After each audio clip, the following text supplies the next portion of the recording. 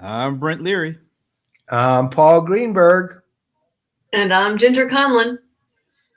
And we are the CRM Playaz on another Thursday afternoon. But this is the very first Thursday of 2021 where it's not a special show. It's just us. Does that come out right? Well, it's special. It's special because we have a special guest. Okay. So we do. That's the marketer's workaround of that. Yes. But here's my question. Does that make this, and are we still talking about Blur's Days? It's a different year, but it's still a Blur's Day. So, All right. So it could be the same year as far as we're concerned. And it's still Sven. Oh, then it's definitely a Blur's Day. It is. And it's nice to see. Hi, friend, of course. Hey. Actually, and he broke out the English for us because usually he comes with like a different way of saying hi in different languages. Nice to see you too, Sven. It's been way too long. It has been, and actually, I'm going to be quoting Sven at some point in time during the show. All right, Sven, be ready. Take just a little bit of tease there, Sven. Get your camera out. All right, so this is the very first normal episode. Look, Tom is breaking out the Southern. Wow. He's learning Virginian. That goes past Virginia, buddy. That's down here. Yeah. All right. True. Exactly. I hate to say it probably starts at Florida, which is really sad.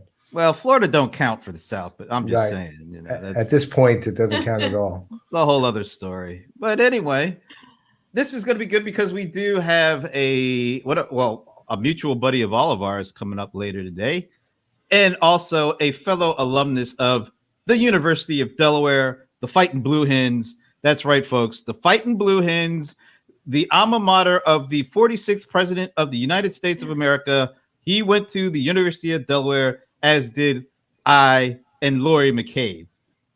Or is that me and Laurie? Anyway, Laurie McCabe will be joining us in a little bit because, quite honestly, we don't talk about small businesses enough when we do CRM Playaz. We always talk about the big guys. And so we wanted to do something that talked a little bit more around small businesses. And Laurie is one of those go-to people for that. Yeah, arguably the go-to person at this point, too. Really. Wait a minute. What the heck? Greek. That's okay. Greek script. Is that what that is? Okay. I have no idea. I think it is, but I have no idea what it says. It looks like Texas. Is saying y'all is Texas. Yeah, sorry. It was Georgia before it was Texas. Remember, Georgia, all the goodwill. Georgia was entered the Union as one of the original 13 colonies, so we get to claim y'all over Texas. There it is. All right. So before Laurie comes in, I feel like I should toss it to Ginger because yesterday evening, you put together an event and you had a special guest on that event. You want to talk a little bit about that? Yeah. So, when I'm not here talking with you guys, I am the president of Direct Marketing Club of New York, and we do a bi-weekly midweek recharge, gets folks talking about different marketing related topics. So there was so much buzz around what innovations from last year could carry over to this year and really help marketers like hit it out of the park. So we asked 3 people to come and talk about that, one of whom happens to be here right now. That was Paul you. Greenberg. It was you. Well, I was there. Yeah, I was there hosting, but you were one of the key speakers. Yeah, I was the one who didn't know anything about marketing. Yeah, but you knew all the key stuff. So all the vendor stuff, all the CDP stuff. You got people worked up about CDPs and data. I did. When you start talking data with marketers, they all get all crazy. Well, you know what I noticed, just to show you how little I knew about marketers at this point in my life, which is odd given I used to be a VP of marketing, is when I said CDPs, you literally had to spell it out for them what it was. And I just assumed they knew, like, given that it was based on marketing data, originally at least. even though it's not that anymore, but it was originally based on the idea of marketing specific data. I just assumed everybody there just knew what a CDP was. And you go, customer data platform for those of you who don't. And I'm thinking, well, who doesn't? It's like, but that shows you how out of touch I am. Yeah. Well, I figure most of the veterans should know, but there were definitely a handful of people on who were more marketing newbies. So I didn't know if they would know or not. And so just, toss it out there. Great group. I'll tell you what, I will say it. The people who attended, they were awesome. I mean, the conversation that was going on between the chat and the actual, panelists and the people who were listening were firing questions, and you were in there, and it just became this round. It was kind of a round table of everybody at a certain point, and the variety of opinions and the intelligence of the questions was off the charts. I mean, that was the actual interactivity, unlike the interactivity I was describing last night.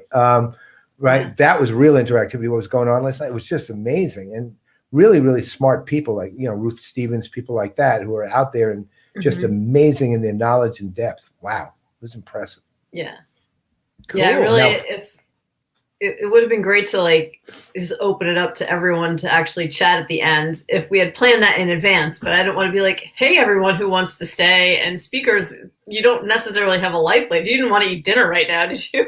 No. Yeah. Well, thanks to you, I got to bed late. Well, you know what's open to everybody right now?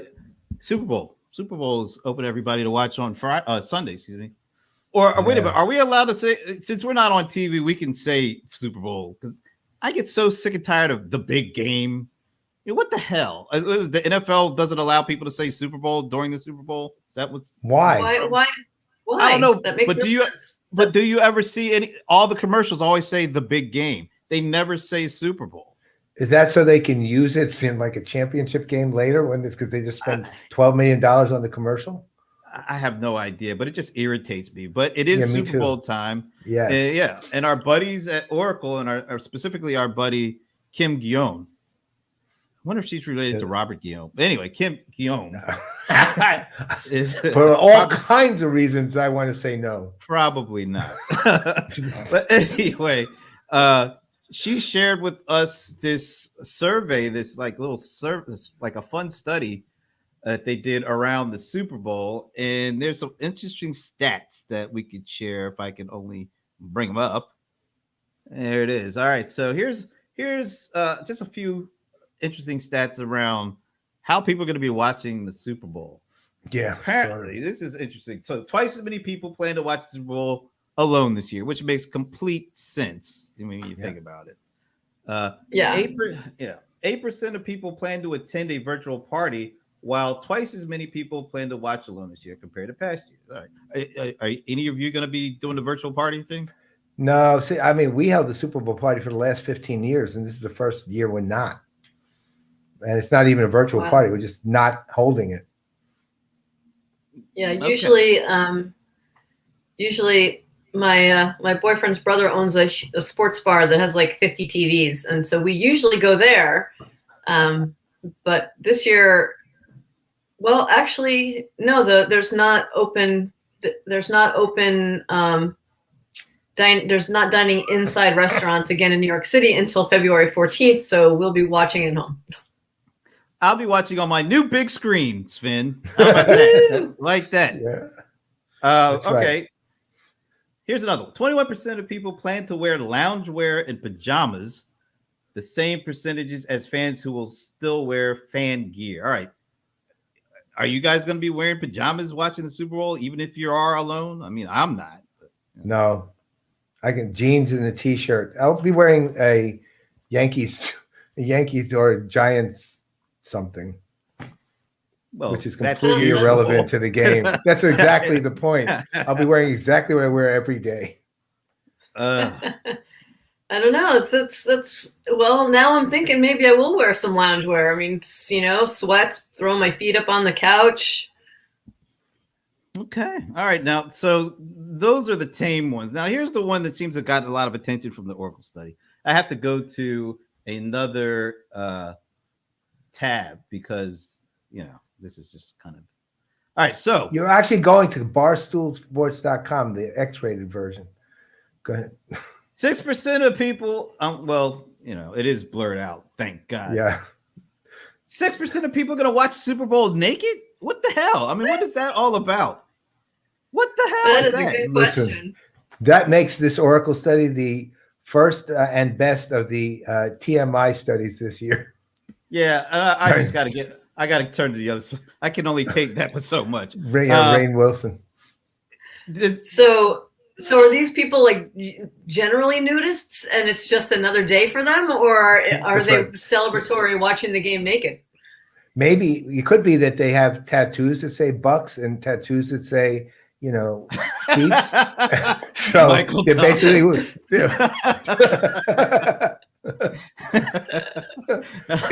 they're just wearing their fan gear. Are they like zooming in also? Yeah, right. There's 6% naked and attending a virtual. Hopefully not. No data. Oh well, there's Josh. Okay, yeah, there it is, Josh. You can do it. Okay. Oh man, this is they could do the runner. No, we don't need anybody to do any running thing. No, that's streaking. They call it streaking. Yeah. We're doing old school. Is this Will Ferrell? Yeah, that's right. That is unbelievable. 6%. Huh? That's actually like, how many people watch the Super Bowl again? Like 100 million? More than that, I think. I mean, 100 million in the US alone, but globally it's like 600 million or a billion or something. So that means, God, that actually, I can't, unfortunately, I can do the math, and I don't even want to say the number. It's so awful to contemplate, right? Well, let's ask somebody else. Our guest of the hour is Laurie McCabe. So, Laurie. Hey, Laurie. Hey, guys. Nice to see you all. How are you? Same. Good. Good. Yeah, happy Super Bowl Sunday. Yeah. No, So, I'll be in my PJs. I mean, I think it starts at like, what, 8 o'clock or 8:30? no, I think officially it's supposed to start like 6:30 or somewhere. 6:30. Well, then maybe I won't be in my PJs by then. By halftime, Wow. I'll be in my PJs. Well, you and Wow, Michael look Thomas at that. apparently. You and Michael Thomas. Yeah, me and Michael. Yeah, there you go. Because then you got to go straight to bed after. See, now we gotta take away points from Michael because he's got your name wrong. Yeah. Oh, that's all right. Hey, in the greater scheme of things, it's no big deal. Wow. Yeah. Philosophical. Actually, Is that a blue hen's hat on your head? No. What? No. I can't see it. You're not like front. You're on this. Okay. Well, it's the right colors, but in honor of Joe Biden. Oh, look Here at we that. go. Wow, that is the same colors. It is. Well, I you know, used to have a hat, something. but I lost it. I have to buy some new swag now.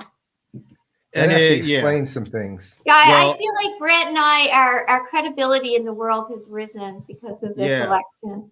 I do feel like I am holding my head a little, maybe a couple of inches a little higher. Yeah, you know what's kind of great though? I mean, I think he went to Delaware and Syracuse for law school. So it's like Yep. everybody's always complaining the only people that ever get to be president are like Ivy League. Well, not anymore. That's right. See, I have a whole different take on this. It explains to me why somebody who's lived in Delaware and Georgia roots for the Rams, right? I now understand. I just had this inside joke. Yes, Michael, I do remember Induced. I'm just going to. I think Brent's one in a million, actually, though.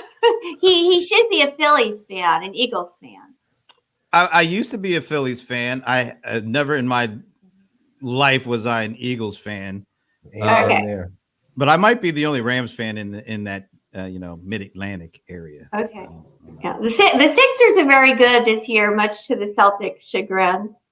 And anything to the Celtics' chagrin is a good thing. So Oh no, I love the Celtics. Don't rag on the Celtics. I don't hate the Celtics as much as I used to in the 80s. So I'll Okay, you've gotten over it. Right. Yeah, kind of. Well, we better stop now. All right. No, this is great to have. Wrong Laurie. show. Yeah, we need. Good to have I Laurie thought this was a sports show. All I heard was Super Bowl stuff. Well, there was a marketing kind of bend to it because that research came from Oracle, so it's a CX. Oh, okay. Well, so speaking of marketing, I want to know, everyone who's watching, put in the comments, are you watching the game as much for the ads as the game itself, or no? I hate that. Because most of the people are going to be saying, yeah, we watch for the ads. And I hate that. I actually watch for the sports, not for the ads. I watch it for the game too. I mean, and this year, a lot of people aren't advertising. All right, Sven, I used to like you. Sven's playing, man. He's on a roll today, man. Hey, Sven, remember when I said I was going to highlight something that you said? You just forget it now. Yeah. It's a lost cause now. Yeah, all right. So, let us know. Are you in it just for the ads, or are you actually in it because you love the sport of football? I'd be curious to know. Oh, and Michael is in it for Shakira and J-Lo, apparently. That option. I'm in it for pregame Amanda Gorman. Oh, wait a minute. That was last year, wasn't it? Yeah, you got it wrong, dude. You didn't I put think some clothes on and get it speeded. That's right. It's amalgamation. All right. So since we have Laurie here, there are a couple of things I thought would be interesting to talk about. Everybody okay? I hear some banging going on over there. No banging? It's all good. It's all good in the neighborhood. All right. So there's some news that came up today. I'm trying to find a couple of things that came up today. This came up today. HubSpot is acquiring The Hustle. I was like, is this Denny Terrio related or John Travolta? I was going to say the dance. The Hustle is like this newsletter that has apparently like 1 million subscribers or something like that. Do you guys, anybody have ever heard of this before? I've heard of it, but I don't think I've ever looked at it. Well, apparently HubSpot has looked at it and likes it, and it kind of comes on the heels of Twitter bought Review, and that's kind of like this newsletter capable functionality, and now HubSpot is buying The Hustle, and there was a quote in their press release, if I could find that, and this comes from the press release. HubSpot acquired it because a lot of their customers are finding its products through content, like its YouTube channel and HubSpot Academy. And that's why I wanted to bring in Sven, because during this live stream I had with Keith Tier, who is a Silicon Valley investor, advisor. He works with a number of these streaming companies.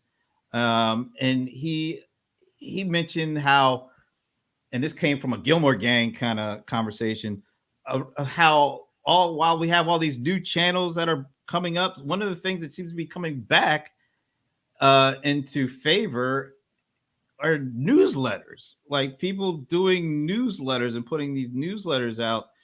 And it's not about the channel so much as it's making this content accessible and available. And things like podcasts have come back, and apparently newsletters are coming back with a vengeance. And then you see Twitter buying Review, and now you see HubSpot buying The Hustle. And Sven said, we need to skip channel thinking, and I think he's right, because like HubSpot said in their thing, people are coming to them from all over the place. It's not about one thing specifically. It's about kind of making your content available and accessible wherever, and old is new and new is old. So what do you guys think of this? Is newsletter like the new black in advertising, and particularly small businesses? Can they really benefit from this this kind of move back to the old stuff? Well, I think if somebody does something really well, right, and really hits what people want to know about and learn about in a newsletter, and they do it in an engaging way, they'll get subscribers. And I think that the whole world is so cluttered right now with information that if you can find a channel like a newsletter that people actually subscribe to and get every week in their inbox, and they're hopefully till they get sick of it, they're going to open it. Why not? Because I can't imagine how much content is falling in the forest and nobody ever even hears it. Yeah. Yeah. So I think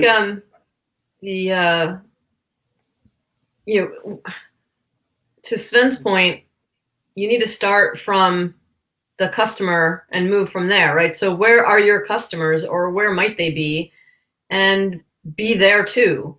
And I think the resurgence of newsletters is probably goes along with how much more their focus there is on content marketing right now than even ever before. I mean, you turn around and it's like, it's an explosion in every channel. Now how fast can you do a podcast if you haven't been podcasting, and newsletters if you haven't been doing a newsletter, or can you rethink your newsletter to make it more engaging? For HubSpot to be able to just take this, the hustle that has this existing huge audience that it can market to, just think about all the work that like Adobe does with its CMO.com, right? And then just think now the edge that HubSpot has with all this access now to this huge audience of the hustle. Yeah, and I mean, isn't Twitter and Facebook? I mean, they're kind of losing eyeballs now, right? I mean, definitely Twitter. Donald Trump isn't there, so right there, you got a whole mass of people not on there. But I just think that having something dedicated that you have control over, it's kind of like having your own website, right? You can have a presence on Facebook and Twitter and Instagram, but you don't really own it, and there's only so much you can control with it. And if they own this newsletter, they can make it as oriented towards all the education that is important to HubSpot and that drives traffic to HubSpot. I don't really know what the span of content in there now is, but that would be interesting to find out, because if it's beyond kind of sales, marketing, service, then I don't know how they're gonna, if they delve into a lot of other areas, what their plans are. But if you go to a HubSpot conference, they talk about other things. They kind of are interested in the customer as a whole person, their customer as a whole person. So if they write about something like, I don't know, having a positive mindset to help you, through the challenges at work right now, it would fit. It would fit for the way that they communicate. Absolutely. So. Well, let me ask you this, because one thing I don't know from the little bit I saw there was, are they buying it for the customer base, so to speak, also? And meaning they're buying it to produce a newsletter for HubSpot, or are they buying the technology so that their customers can produce newsletters, which certainly fits into their range of technology. So I don't know anything about. I think I can answer that for you. No, I can't answer that for you, but Dharmesh may be able to answer that for you. And this is what he said in a tweet from October. So this is probably, they've been thinking about this for a while, apparently.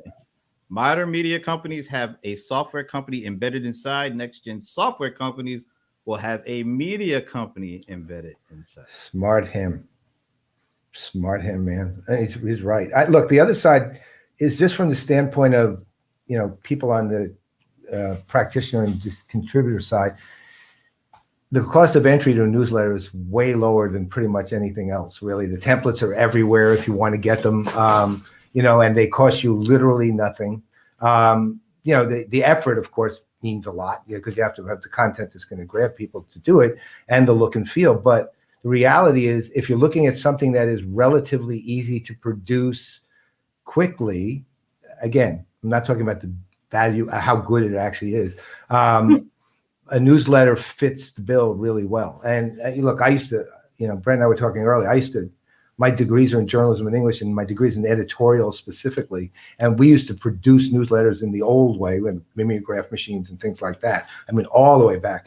And you know what? Even with no technology, it wasn't hard, right? It wasn't hard at all. The only thing that was hard was getting something that was well written. And Ginger, you know that as a publisher, producer, editor in chief. I mean, getting the quality of content was hard, but the actual production for an individual contributor of a newsletter, not a magazine, is not difficult. And so I think that's a good point of entry for a small company that's trying to get into that world. Well, what do you guys think? I'm sorry. I was just going to say the other thing too is you don't necessarily have to produce all the content yourself. Yeah. Right. You could aggregate content from the things that your audience cares about and just make it easier for them to get to the content. One of my favorite newsletters is called While You Were Working. And it comes out at about 4:00 in the afternoon, and it's just a mix of various stories, some business, some just general news, some like just fun, crazy stuff like, whatever, something NASA did or whatever. And it's just such a great like wrap of the day of if you missed something or you just want a fun take, and it's all the editor just has one blurb and then you link out to the article that's from wherever it's from. It's by Smart Briefs, and it's their best one, I think. Really well curated. But I mean, what do you think? This is my personal opinion, but I'd like to know what you guys think. Of course, I think there's so much content out there and so many places that, no one, even if they're really interested in a subject, could ever find it, let alone consume all of it that might be relevant. So owning some kind of media where you can make sure the content that's really important for you to get out can get out really easily. And obviously HubSpot are geniuses at marketing, so they'll be able to make sure the whole funnel is going the right way and get that newsletter into the hands of everybody they can and just start building relationships with prospects. I mean, I think controlling something like that is a good step because everything's all over the place, and this is a way to kind of rein it in. But I don't know what you guys think. Okay. I think I was just gonna say I think on a broader scale I think that's why Twitter bought Review. It's to make it easier for folks to create that newsletter outlet and tie it back into their channel with Twitter. And I think HubSpot is they're doing the same thing, not only for their customers, but for themselves. I mean, that press release thing that said, well, a lot of our customers are finding our content, through these other, channels, so to speak. How do you find an easy way to aggregate this stuff and make it and put it in front of people where then they can, click and go wherever it actually is? And so I think it's just because there is so much content and it's distributed all over the place and it's in multiple formats, but a newsletter makes it a single access point if it's done correctly. A summary, a nice hook that wants you to get you to click to get the deeper dive for that content wherever it is, whether it's a video or it's a webinar or it's a white paper. But it's getting harder and harder to keep up with all this stuff. And if you don't have a easy way, not only to showcase the content, but to create the showcase of the content, then it's not going to happen. And all that content you're creating is just wasted time and energy. Right. Yeah, that's why I think you don't have to go like overkill. So Fitbit, I use a Fitbit and they have a newsletter now, and it's once a month and it's like 4 pieces of content. And it's super targeted to what I would be interested in as a user of a Fitbit. Yeah, we got all these devices that are creating content. Like, I have a Honeywell, whatever you call that thing, a thermometer, not thermometer, whatever, Thermostat. understand that. So that creates content that could be interesting to me if it's made, if it's easily pushed out to me, and it's something that I can see right away. Oh wow, I've used that much. Oh, tips for making better use of your. All right, yeah, I'm going to go to that, and that could be in like 3-4 different places. But that newsletter or that notification gets into my attention span easier than me looking for stuff to look for, if that makes any sense. No, it does. Look, similarly, I have a Nest and they do the same thing. And although I have to say, I do read it every month, how much I saved, all this other details, and then the tips, and then I completely ignore the tips and nothing happens. But, but ultimately, look, it goes to something that I think we're seeing more and more of. I mean, we briefly discussed this last night, but we're not even, it's not a signal versus noise thing anymore. It's signal versus signal. And that's actually the harder part,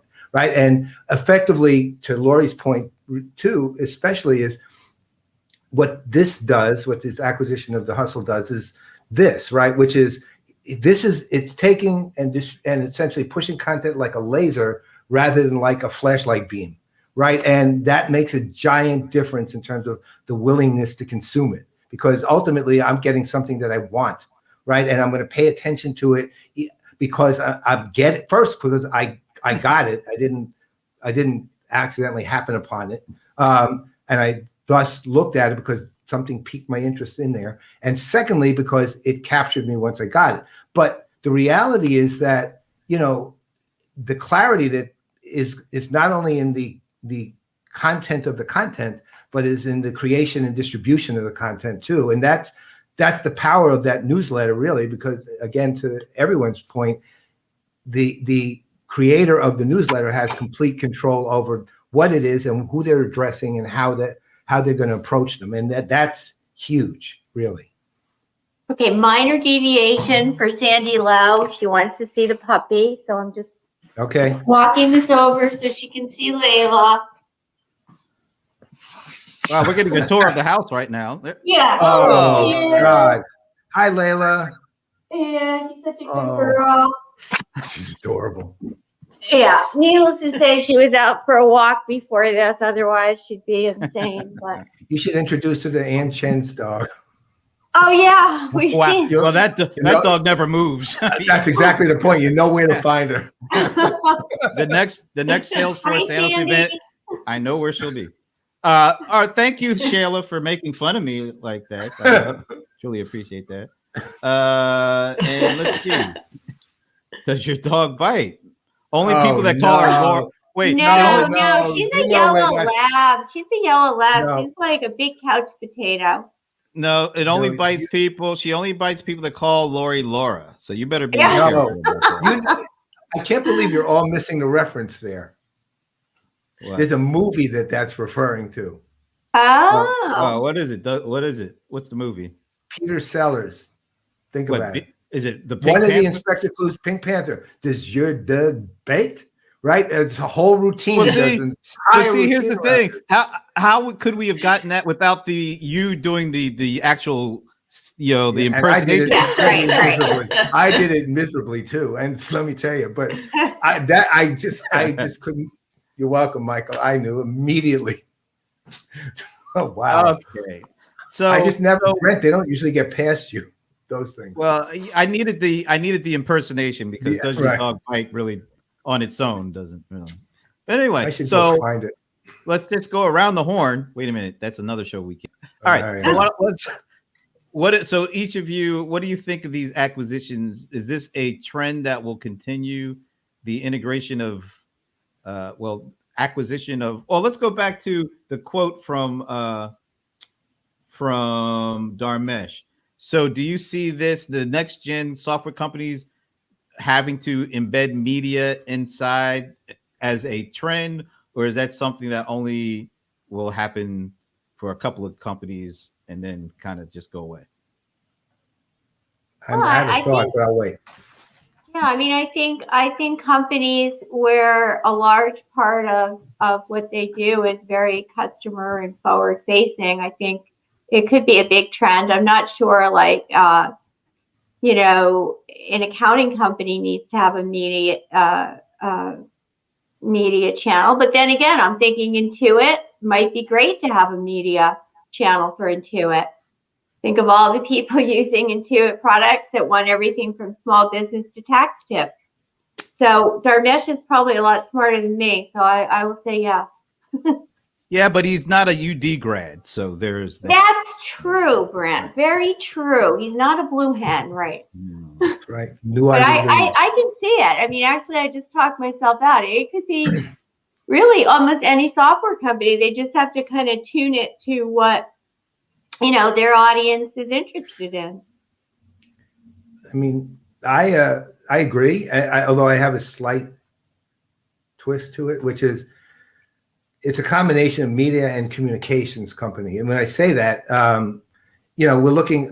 we saw a lot of that early on. We saw Salesforce acquiring Slack. We saw Oracle making their pact with Zoom. We've seen Microsoft pushing Teams the way they're pushing Teams, which are communications and collaboration, systems. And they're not.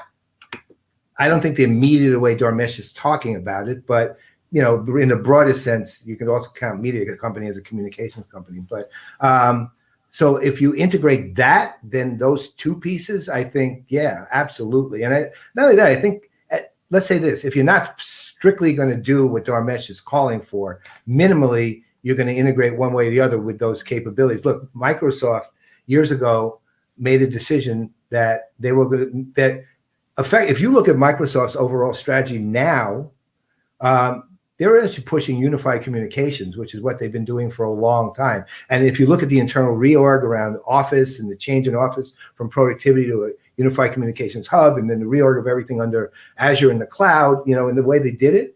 I mean, Azure's their, front end for everything, but ultimately their strategy is business strategies around unified communications as much as it is around anything else. And Office, as a result, Office isn't a productivity suite anymore. It's literally a unified communications hub that has some productivity capabilities built in. And they had 15 different products that you could identify that could form that kind of hub, and most of them are now integrated into Office, almost all of them really. And so that what Dharmesh is saying is kind of I'll call it the effectively the next stage in that process, right? Which is ultimately, how do we bring the customers in closer and closer to what we're doing and communicate with them in a way that doesn't always have to be one-to-one, but at the same time feels as if it's one-to-one, right? And that's, if you take both of those things, that's going to be how you do it. And especially in whatever post-COVID hybrid turns out to be, the new next normal.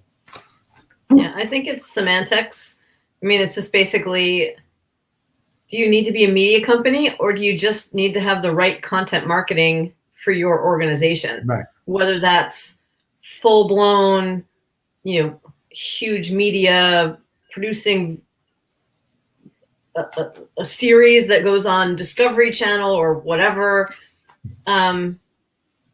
or you just do, if you're a smaller company and you have X budget, you just do a blog series. But what's right for you? What do your customers care about? What's going to engage them? I think just calling it a media company in that context was super catchy, but you don't have to do that. It may not be right for you. It may not be where your budget needs to go. Yeah, as you say that, Ginger, I agree, because you might be much better off just working with people that have great content channels. But again, the thing you don't get there is the control, right? Necessarily. Well, that depends. You can do custom content, right? I mean, even TV shows are sponsored by. Yeah, no, absolutely. But I'm saying right? It depends on how much control you want over the whole channel, right? And so I think it'll be a mix. And I think really probably only pretty substantially sized companies are going to be able to do it in a big way. But I definitely can see some of them doing it. All right, let me throw something else out there, and it's based on a quote from guess who? Sven. Yeah. I had to go back to this because, well, I need to get everybody's take on, is Clubhouse a thing or is it just a thing for the moment? Because everybody's talking about it now. It's getting pretty big valuation. I got friends, I'm not going to call them out, who think it's like the second coming or something. But I'm really interested in your take on, is this something that people, particularly small businesses, should be focusing on, or should they just be like waiting until it goes away? Well, I don't think it can hurt for anybody to kind of check it out, right? But Yes, I it can think hurt. It can actually hurt people if they check it out, but I'm just kidding. okay. I'm just kidding. No, I mean, it depends. I mean, how you want to use it, but I think the first thing is just to see what it's all about. I haven't done that yet, so full disclosure, I've read about it, but I haven't gone in there. I don't know. Has anybody used it? I actually refuse to use it. I've had 15 invites, and Apparently, Sven loves it and really. I don't hate it, but what I think is the problem I have with it, and I do have a problem with it, is the way it's being positioned by people. And look, ultimately, what is it? It's basically a place you go. There's rooms, people are talking in rooms, and it's audio. Okay, and that's great. But but first you're starting to see, Zoom fatigue and digital print is, no good anymore. And this is the perfect solution to all, meaning positioned as the replacement for everything. Number one. Number two is, how many people really would give a crap if DJ Khaled, Elon Musk, Ashton Kutcher, et cetera, weren't there, right? I mean, it's so much celebrity crap going on around it that it's suspicious in the offering. It's why I keep turning it down, right? Yeah. I do have a lot of friends who have, used it, and basically, I would say the bulk, one or two are thinking, including one person who's on this comment chain who is sort of likes it, I think. But most of them are saying it's kind of undifferentiated noise. You kind of wander around, find something that someone's talking about, and then we'll say, yeah, but I get to hang out with, Elon Musk. No, you don't. You get to listen to him the same way you listen to him in a speech, right? It's like no different, right? It's just, it's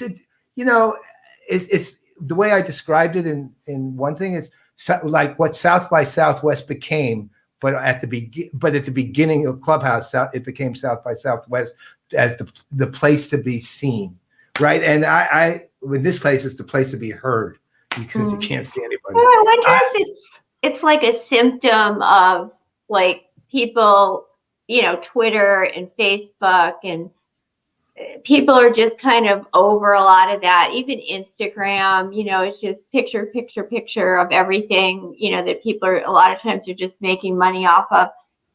I wonder if we're just all like looking for a better way to interact in social media, and this is just one thing somebody shot up there. You know what? Somebody mentioned the term celebrity crap, and I agree with that. That's all I had to offer. I just look. I just want to point this out because I think what I see, with this is, it's just another channel that people are trying to use to build their personal brand and to try to make themselves like, they're, you need to follow me because I've got a certain number of followers on Clubhouse. And what are you actually saying on Clubhouse that's any different than what you say either as a blog or as a video? I don't know. I don't know how different. It's like, is the content any better just because it's audio? I don't think so. But I'm just tired of all the people saying you got to get on Clubhouse. And then you ask them for what? And it's like you said, well, I get to sit and listen and be close to DJ Khaled. Yeah, and just buy the DVD or CD. You're just as close. But he's not sitting there thinking, I am sitting close to getting to know you. He's just sitting there thinking, these guys, this is just another way for me to sell you guys something. That's You know, it. it reminds me when I was in the airport once when people still read magazines, and these two women were working there, young girls really. One was like eating up the People magazine, and the other was like, "Why are you reading that?" And he says, "I want to know all about all this and that." She goes, "Why? Do you think these people want to know about you?" They don't give a damn about you. I'm sorry. It's just I have a friend. I'm not going to call him out, but I probably wouldn't be as worked up about Clubhouse if it weren't for him and his fascination with this. And I just feel like this is, you're putting way too much into this. It's just a channel when you think about it. It's how you use the channel. And I guess who's there, but most of the people that are there, at least from my opinion, they're not seeking real insight or education or knowledge. They're trying to figure out a way to build their brand. And that's the thing that it's hard for any social network to get past at scale, because once people start, there may be some good benefits to this thing. Yeah. But as soon as the mainstream gets hold of it and everybody and their mother wants to get on it, it's because they want to find a way to have, well, see, I've got 100,000 followers on Clubhouse. You better follow along with me. Yeah, and TikTok. Yeah. TikTok. Go put up Donnie's. The big one. It's going to cover up people's faces. All right, take a look at it. All right. It's like walking around a convention center with 10,000 combos happening and you don't know where to go. Then when you hear something of interest, take a number to chime in, and if you're lucky, one of the mods will bump you up. I don't have a spare 3-4 hours a day to burn on getting in. Oh, that's a lot. That's a lot of time. That's right. Because once again, the moderators are the ones that have the control. It's not like you can join in. You see DJ Khaled. I don't know why we keep going back to this guy, but you see DJ Khaled. And it's like, hey, I want to talk to DJ Khaled. Hey, DJ, come over here. Let's talk. No, that's not the way it happens. I think we're talking about him because he's one of the most relentless self-promoters that we could possibly name. But you can talk to other folks that are like no names, and I'm just using that term because not everybody knows the celebrities. But if you're a regular person, you're not going to have the same appeal. You're not going to get tens of thousands of people to listen to you because you're on Clubhouse. No, that's not how it works. No, and I've seen articles in Forbes and otherwise just lauding it. I mean, it's just like, but again, to me, it's I don't see the let's say there's value in the concept, meaning having an audio conversational channel, right? There's always value in a channel where you can communicate well with someone else. But the way that thing is organized, you remember that thing that that Ray Wang used at CCU's, that Wander. It's called Wander. It used to be called Yo Tribe. So that was the equivalent of creating a hallway conversation. It was actually pretty good. Mm-hmm. It was very buggy and alpha level. But you could go out in the hallway and you could have a conversation, and you could tie everybody. Like you could drop your little icon on top of someone else's, and would open up a video conversation.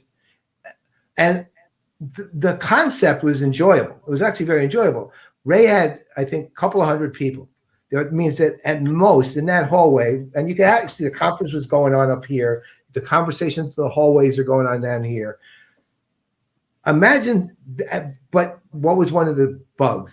The icons were either so small you couldn't see even where you were, or it was so big you couldn't see anybody but you. Plus, there was no way to say, no, you can't join this conversation. There's absolutely no privacy whatsoever, et cetera, $1 million.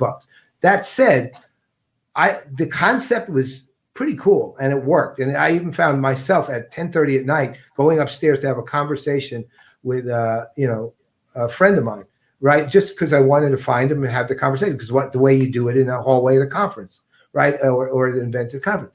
But the other thing that occurred to me later is, what's going to happen when that's 10,000 people, right? And most of them are in hallways. Well, pretty much what's going to happen when it's 10,000 people, most of them in a hallway, except not video, is Clubhouse, right? And that's where you see it's like going to Dreamforce. Yeah, exactly. Crowd control. Maybe that'll be the next thing they'll introduce to Clubhouse. Well, it's a bright and shiny object. It will have to get polished up some more, I think, before anybody knows what will happen. Okay, so let me ask and you guys also, this question. It's still Go ahead. invite only. So, there's, Not hard it's to right do. now, I think a lot of it's also like building up the fear, the FOMO of those who aren't on it yet, Right. to be like a big crush once you Yeah, are allowed on. Here's the thing, though. On Facebook, every day, somebody you're connected to will say, I have 35 invites to Clubhouse. Who wants one? That's the exclusivity of Clubhouse, right? So it's silly. Right. So let me, wait, I have one more question for these guys. Well, so has there ever been a social network that at first you couldn't stand, but you finally kind of realized the value of it and you started using it more?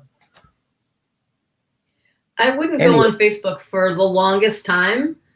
And when I finally went on, I was like, it's so fun to connect with people that I can't see all this. Like I have a cousin who lives in Atlanta, and I have one of my closest friends lives in Pittsburgh. So it's just so nice to be able to be a part of their lives from a distance in a way. Facebook has changed so much since then, and all the marketing shit, and but just in terms of way back in the day, I was just like, I don't care about talking to my friends from high school and whoever. But once I went on and connected with the people who I do want to talk to that just weren't local, I really enjoyed it. Speaking of enjoying the conversation around who's going to buy Clubhouse is get GameStop. Really? They're going to. That's good. Oh, wow. Look at it. Tinder. Oh, yeah, Tinder. Oh, there we go. Oh my God. No, I think you just start using these things and they're like, there's good and there's bad in most of them, and all of them probably, right? Like there's things like you, Ginger, I like about Facebook, the people I don't necessarily get to connect with, I can kind of stay current. I hate the people that are doing all the political stuff and I have to turn them off, and block them and things like that. And the ads are annoying. But, I stay with it because there is a value still with connecting to friends. But I don't think there's ever going to be some perfect social media, right? Yeah, I agree. No. I agree. All right. Somebody's always trying to monetize it because they have to. And, that brings in the advertising and sadly we've got all the politics in there now, and it's just crazy. Data issues. I wanted to do a quick segue of sorts using a visual aid. I always like to throw a visual aid in when I can, if I can only find the visual aid. There it is. Okay. So I wanted to, can I make this bigger? I was looking at the Amazon. Whoa, what the heck?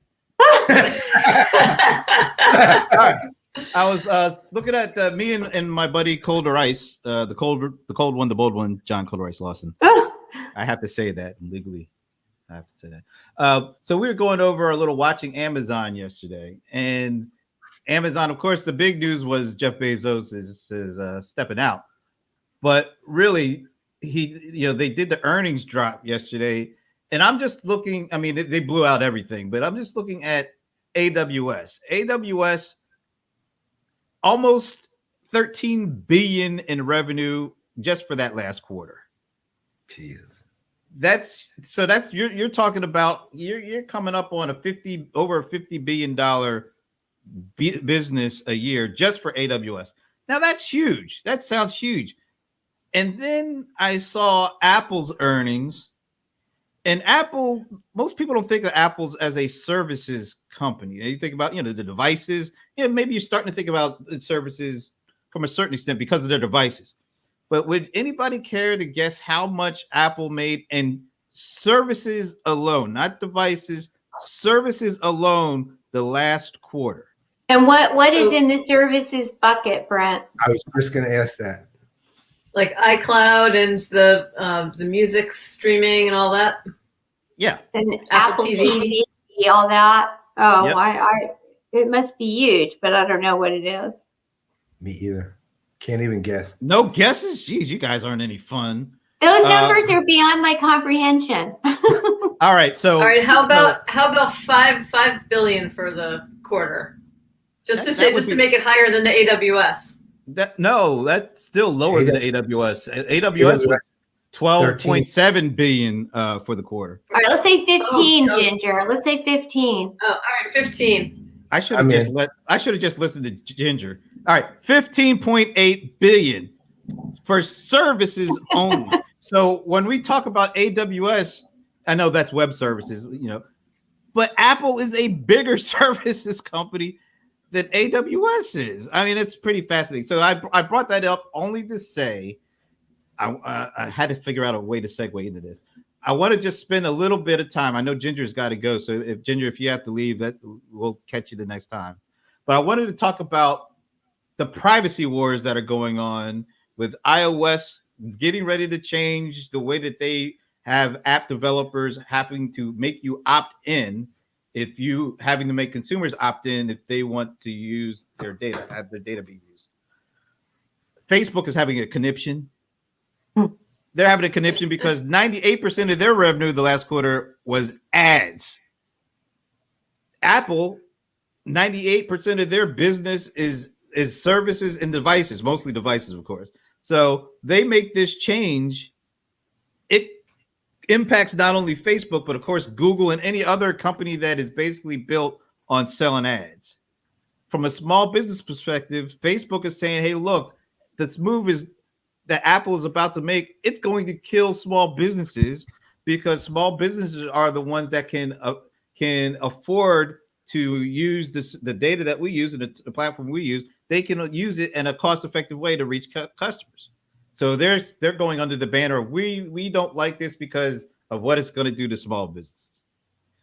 So Laurie McCabe, Apple. Yeah, that's a sticky one. Facebook. Yeah, I mean, on the privacy side, of course, as a consumer, I'm all for privacy, but on the small business side, I do see the point that Facebook is making. I mean, I know, and Ginger, it sounds like you do too.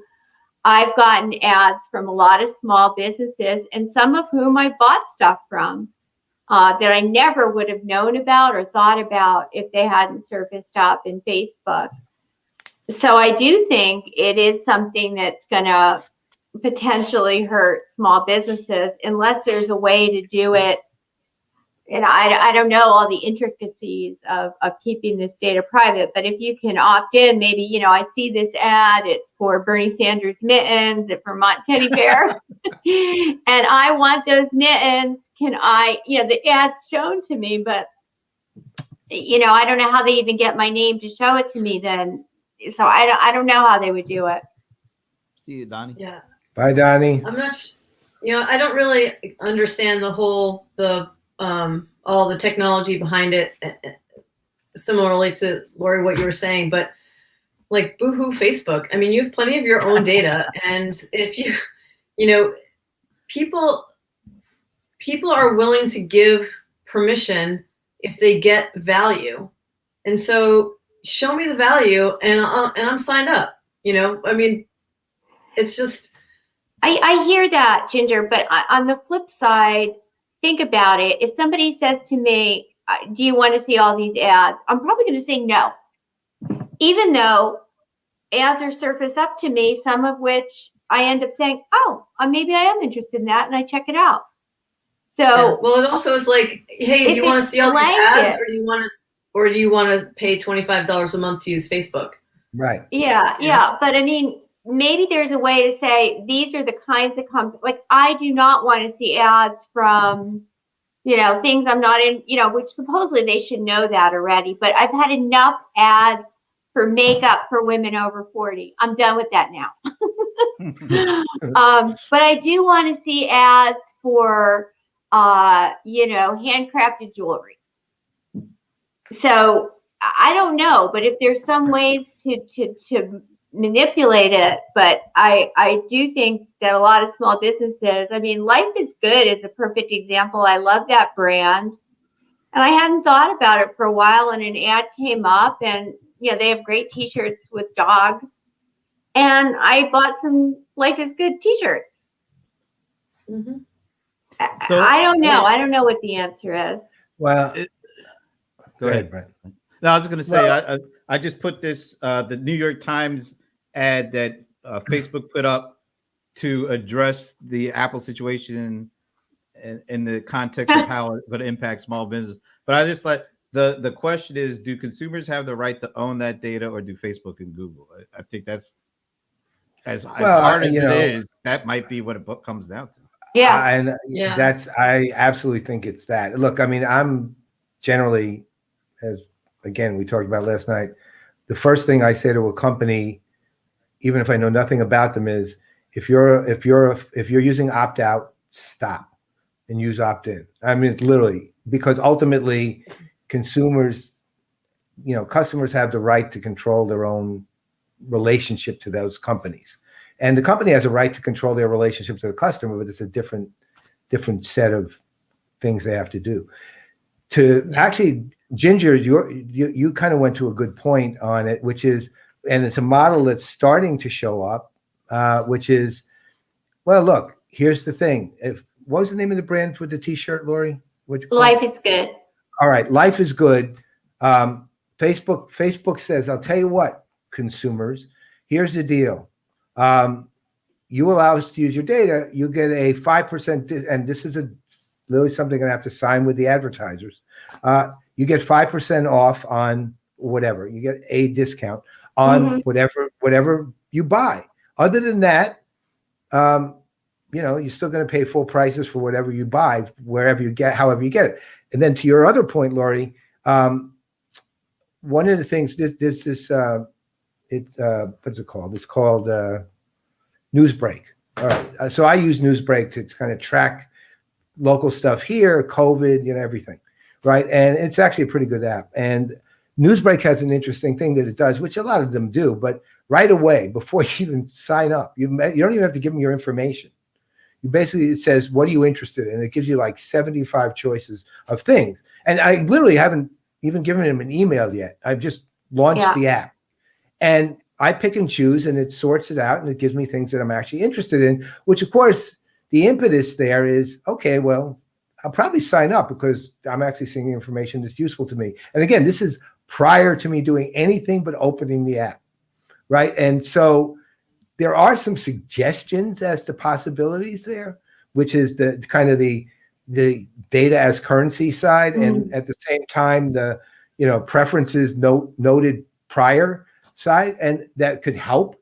But if I had to come down on the side, as far as, first of all, that Facebook ad is the most pretentious piece of crap I've ever seen.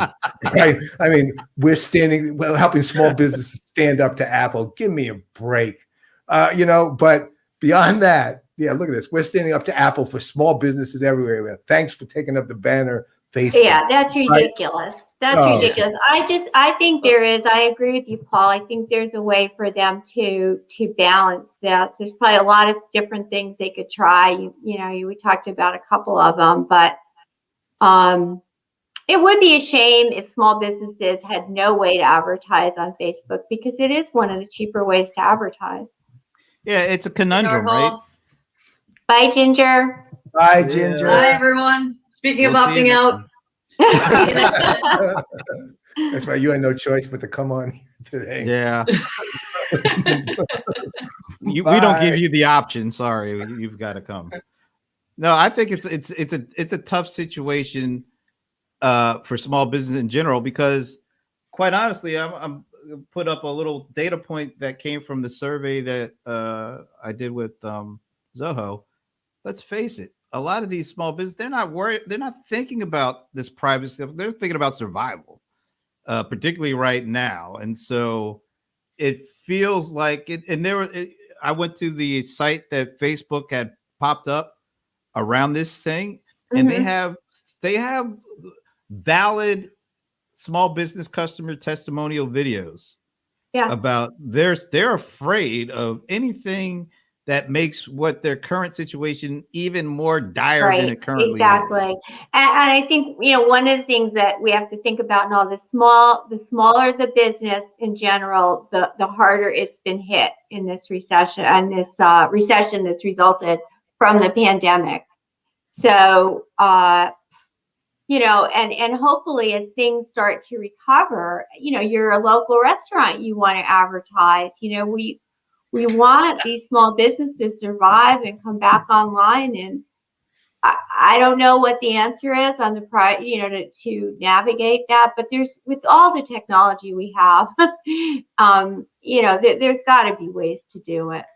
And I agree. Let me ask you this though. I mean, this is a question I genuinely have.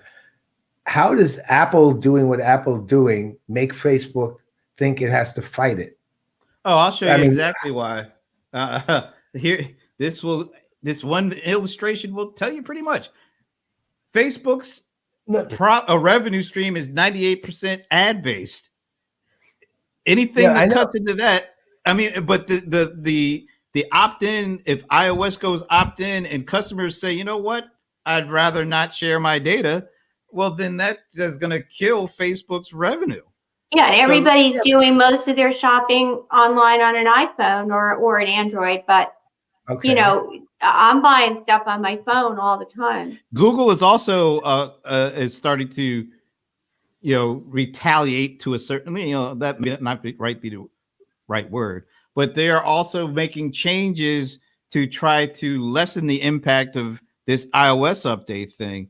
Because if you're an ad-driven business, this is going right to the heart of it. And you know what? I get all that, but here's the thing: California Privacy Act, GDPR.